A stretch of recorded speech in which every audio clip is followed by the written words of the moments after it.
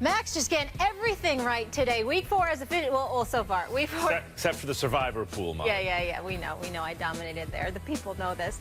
Week 4 officially kicked off. AJ Green lit up the Dolphins defense in the Bengals win. Stephen A., good morning from New York. Good morning. Max, how are we doing?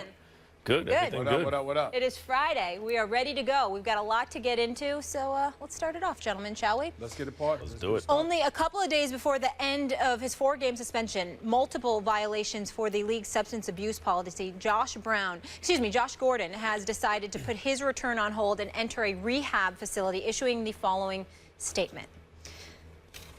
After careful thought and deep consideration, I've decided that I need to step away from pursuing my return to the Browns in my football career to enter an inpatient rehabilitation facility. This is the right decision for me, and one that I hope will enable me to gain full control of my life and continue on a path to reach my full potential as a person. I appreciate the support of the NFL, NFLPA, the Browns, my teammates, my agent, and the community through this extremely challenging process. Executive VP of Football Operations for the Browns, Sashi Brown, released the following statement. We support Josh in taking the step to seek additional help and treatment. His singular focus must be on his own health. We want nothing more than for Josh to be successful personally and professionally, and will not comment on his status with the organization at this time.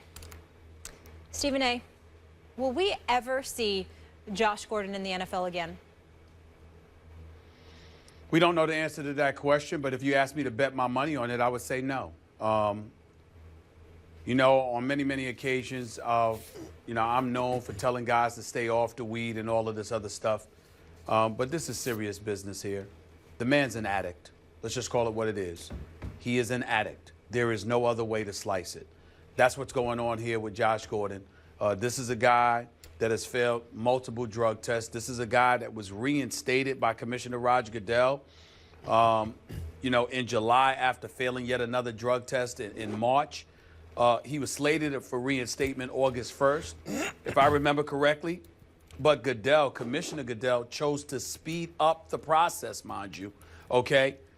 And if you remember, when he sped up the process, unlike most instances, Josh Gordon was allowed to be around the team, etc., practice, do all of these different things. And so to still find himself in this situation, literally on the verge of his return, speaks to what an addict he is. And I don't say that derogatorily. I don't say that to shove it aside. I don't say it, Max, to be insensitive and incompassionate or whatever the case may be. I wish him nothing but the best. But when you ask the question as to whether or not he will be back in the league, then it comes down to faith. And tell me one reason why anybody should have faith in Josh Gordon. You get paid millions of dollars to play a game you love. You have come at me. You have come at Chris Carter. You came at Charles Barkley in this lengthy letter you wrote in the past when everybody was here on the airwaves saying that you needed help. And time again, you sat up there and you snubbed your nose at folks acting like everybody else was talking and not really knowing what the hell they were talking about. And come to find out, we were right all along. It gives me no pleasure to take this position. I want this man playing a game of football. I want this man earning millions of dollars. But by the way, I'm at a point now, I don't even want to talk about weed. This is something different. It's got to be. There's no way on God's green earth you need to check yourself into an inpatient rehab facility if it's just marijuana we're talking about here. It's got to be more than this. This guy's got a problem. There is no way to look at this. I'm sad, but at the same time, I'm completely disgusted because I can only imagine what this guy went through to put himself in a position to become an NFL player, to earn millions of dollars, to have multiple 16-plus 100-yard seasons like he did the 1 year back in 2013, if I remember correctly. He hasn't played the game since December of 2014. He was suspended prior to that. He's a multiple-time offender. And this is in a league where they essentially let you know when they're going to test you. And yet still, you can't discipline yourself enough to make sure that you're eligible to play the game of football. This is on the verge of him coming back. This is with a new coach in Hugh Jackson. This is with a new executive in Sashi Brown and Deepa Dester. And you got your former teammate, one of your good friends from Baylor, RG3, back with you as a teammate in Cleveland. And somehow, some way, no matter what support system is around you, no matter what the circumstances are, no matter what you have to lose, you still find yourself in this situation. I don't know what else to say. He's an addict. And God bless him for getting himself some help. I hope the Browns and everybody else in the NFL community gives him the support that he needs. But at the end of the day, what we were saying about Johnny Manziel, we got to say about Josh Gordon. The difference is Johnny Manziel comes from an affluent background. So somehow, some way, even without football, it's guaranteed that he'll have a roof over his head, clothes on his back, food on his plate. We don't know what the hell's going to happen to Josh Gordon.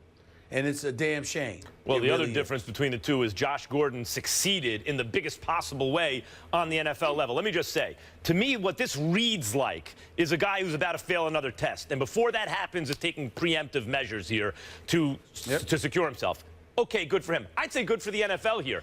I don't like their drug policy. Why are they testing for marijuana in the first place? I brought this up many times. A league that's in bed with alcoholic beverage companies. They sell it, you know, during commercials, and they do business with them, but they test for weed when every objective study always says for the individual, certainly for society, alcohol is worse than weed, all that. I've said that many times on this show.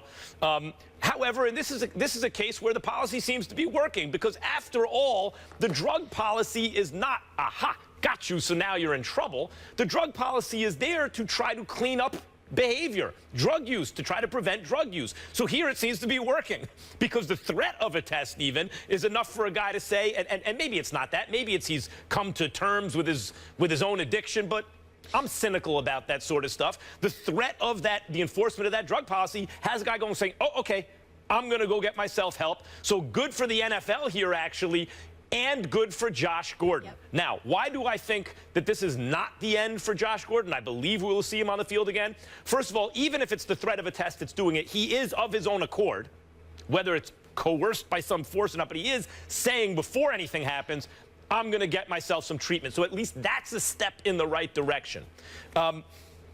Josh Gordon is a Hall of Fame talent. Why do I say Hall of Fame talent, Stephen A? Johnny Manziel, we were wondering, can it translate from college into the pros? Not everyone was so sure. He was not the first or second quarterback taken.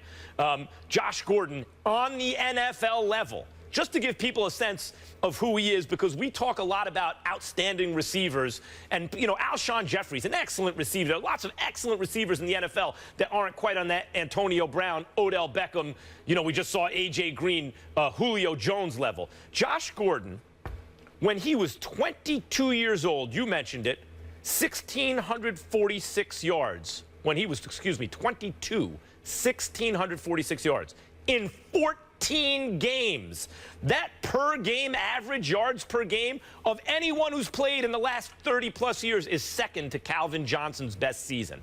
Overall, forget about age, but when you compare 22-year-olds to him, no other 22-year-old in the history of football went for 1,600 yards. None went for 1,500 yards. Number 2 on the list, Randy Moss, 1,413. Number 3 on the list, Larry Fitzgerald, 1,409. This man went for 1,646 at the age of 22 in 14 games. He is an otherworldly, I bring up Odell Beckham kind of talent, Julio Jones. He's that level talent. And when you have that level talent, and you do have enough of a support system around you to say, to try to protect you, and you yourself are voluntarily checking yourself into treatment, and you're still only 25 years old, you'll make your way to a football field again.